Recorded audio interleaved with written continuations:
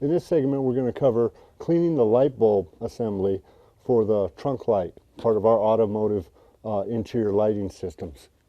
Once again, to remove the bulb, we just wrap around it with a cloth and gently pull it down with our fingers, or you could use needle nose pliers, whichever easier for you, but you want to avoid contact, the bulb contacting off your skin onto the bulb.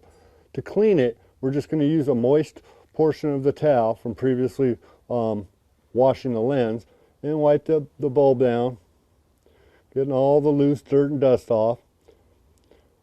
And after the bulb's been cleaned, we just want to reassemble it by sticking the bulb right back in the socket again.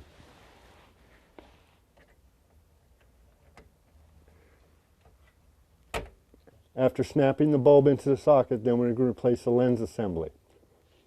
Please watch our next segment on replacing the cover assembly, the lens cover assembly for trunk light, part of our interior vehicle lighting systems.